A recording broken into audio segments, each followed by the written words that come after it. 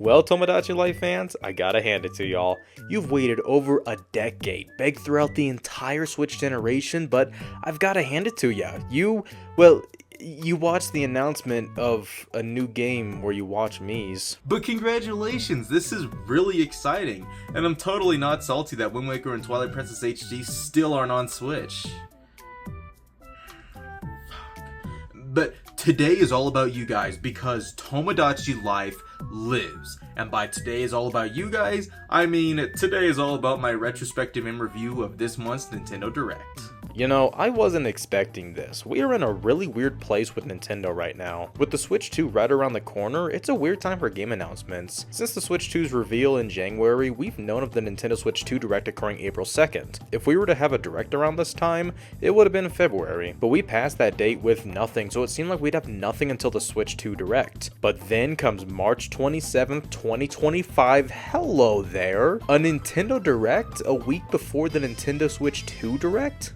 I'll admit, this is an interesting tactic, but let's see if this Direct was actually any good. Well, to begin, oh my goodness, an actual look at the Dragon Quest 1 and 2 HD 2D remakes. And these look phenomenal. Dragon Quest 3's remake was absolutely sublime, so I am very excited for these to finally release in 2025. Okay, thank you. But when specifically is it coming out? Oh well, I mean, I'm sure all of Nintendo's games will at least have release dates. In comes Shinya, what else would you expect? And jumping into headlines, into Who Gives a Fuck games we go. No sleep for Konami date from I the Somnium Files, a mystery puzzle game, pass. A remake of the Atlas classic, Devil Summoner, god let me adjust my glasses. Raidu Kuzunoa versus the Soulless Army. I gotta say this actually looks pretty fun. It's another Shin Megami Tensei spinoff, so it's got the creatures seen across the series and its spin-offs, and it recontextualizes them in a mystery detective game, but it also has combat. It looks like a weird game, but I mean that in the best way possible. Shadow Labyrinth looks so weird and fascinating. A Pac-Man 2D platformer, probably a Metroidvania. I love how they recontextualize aspects of Pac-Man to work in a game like this. It's an interesting game to say the least. And fucking Patapon? Patapon 1 and 2 from the fucking PSP coming to Switch? Oh hell fucking yeah. These look like awesome rhythm games with a really fun art style and gameplay loop. I'm really psyched for this. And another Story of Seasons. Oh my god, how many fucking stories are there? This looks like a game we've gotten on Switch a million times, which made this feel like a wasted announcement. But it's a good thing we get a look at Metroid Prime 4 and it looks good, and that's about it. It's so weird. I mean, Metroid Prime 4 looks great, but I'm not blown away by it. It just looks like another Metroid Prime game, which is a good thing. There just isn't much that wows me. Again, that's not a bad thing. It looks exactly like how I expected and wanted it to. I just oddly feel not crazy excited for it, but still, I'm glad this game is actually releasing soon. Also, the psychic abilities look awesome. It's like Samus has the goddamn Force. And with her being called the Chosen One, well, she may as well just be a Jedi at this point. Prime 4 looks great and I'm looking forward to it, and that's the extent of it. Also, that rad suit at the end looks pretty fucking cool. Oh, and I'm really excited for that vague 2025 release date. This is fucking awesome. Back to more headlines. Disney Villains Curse Cafe. Just in case you wanted to look at PNGs of Disney villains with text bubbles. Hip hip hooray. Witchbrook, which, gotta be honest, kinda looks fun. I like the art style. The premise is actually kind of intriguing. I honestly may pick this up one day on sale. And a Sizzle reel. The Eternal Life of Goldman looks like DuckTales, woohoo. A Gradius collection from Konami, which is actually really damn cool. Konami puts out phenomenal collections of their classic games, so this is really cool to see. And Rift of the Necrodancer, a Guitar Hero-like game, but with the style of Crypt of the Necrodancer, which is so damn cool. Tamagotchi Plaza. Oh my god!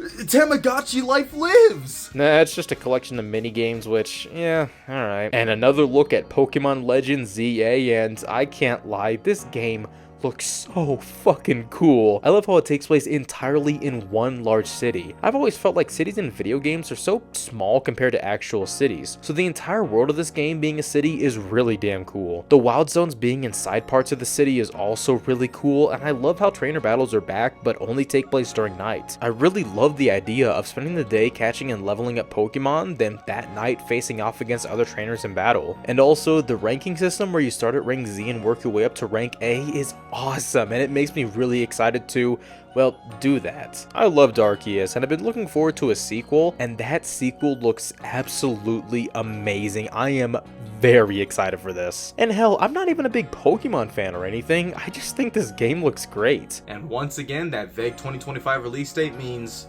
when the fuck am I playing this? On to our next big Nintendo announcement, Rhythm Heaven. This is really damn cool. I mean, I've never played a Rhythm Heaven before, but I've always wanted to because they look so fun. And so I'm excited to get into the series here. And hey, this looks like a great stopgap title. A great game to play while we're waiting for the Switch too. So of course this is coming out in 2026. What the fuck? And on to a software update announcement introducing virtual game cards. This is confusing. So you can turn digital games into game cards, then send them to another system, or I could just hop on the eShop and download them from there. You can also lend them out to people in your NSO family group. I mean, okay. I mean, there may be a useful use for this, but I just don't get it. I mean, this is just confusing. But then again, I'm a 19-year-old guy living alone 10 hours away from his family, so no fucking shit, I don't get it. But I have 3 Switches, so maybe I do have a use for this. What if I want to play Red Dead Redemption on my Nintendo Switch Lite? Oh god.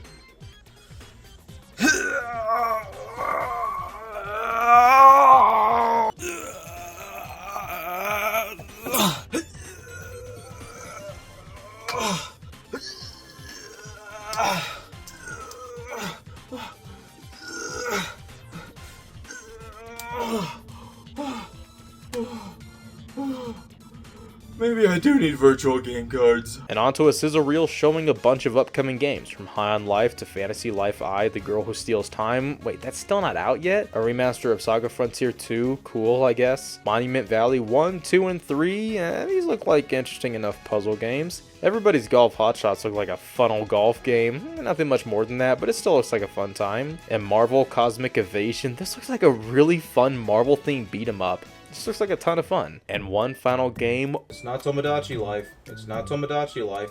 It's not Tomodachi Life. It's not Tomodachi. What the fuck? Oh my fucking god. Tomodachi Life lives. Tomodachi Life living the dream. You know what? Hell yeah. This is a game that has been requested like no other. But I will say, I am a bit worried for this game, mainly based on how some other games this generation went. This game could very much fall into the camp of Nintendo games with free updates promised that stop after 2 or 3 updates. It's a sequel to a 3DS game, and I can totally see Tomodachi Life fans proclaiming, yeah, the 3DS one is better. I may sound like a negative Nancy, and thanks, I get that a lot. I hope I'm wrong. I hope that this is the game Tomodachi Life fans have been hoping for the past 8 years, and I will be picking it up at launch to support this series and revival. And yes, I am not a Tomodachi Life fan. I haven't played any of them, so my opinion may be invalid to an extent, but I also wasn't an Endless Ocean fan, picked up Endless Ocean Luminous at launch, and it turned out to be a lackluster, boring-ass fucking game. So frankly, I wouldn't be shocked if Tomodachi Life follows in similar footsteps to Animal Crossing. I'm not trying to bring anyone down, say this is a bad-looking game, or anything like that. I'm just mainly saying, soften your expectations. 2025 Nintendo is different than 2013 Nintendo, which is good in ways, but also bad in ways, so just be open for anything. With that being said, congrats Tomodachi Life fans, I'm happy for you and I hope you guys love this game. In a year when it launches, what the fuck? Takahashi says there's one more announcement, not a game, and brings in Shigeru Miyamoto. Oh my god, come over here. It could be a look at the Mario movie sequel, or even the Zelda movie, or even like a tease at Mario's 40th anniversary? It's a new app. You know what? That's actually kind of cool. Yeah, a new Nintendo app called Nintendo Today, where Nintendo will post daily updates on the Switch 2 and other random things about this. And you know what? That's pretty damn cool. I like having an easy to access hub for Nintendo news, all with Nintendo theming. I like how Nintendo is branching out more with these smartphone apps, and with Nintendo Today, I no longer have any reason to use Twitter. The shackles have finally been lifted. And with that, that concludes the March 2025 Nintendo Direct, and, well, this may be the final direct of the Nintendo Switch generation. And if it is, well, that's a crazy thought. I mean, I only started watching them at the February 2021 direct, but even then, that's been half of the Switch's life.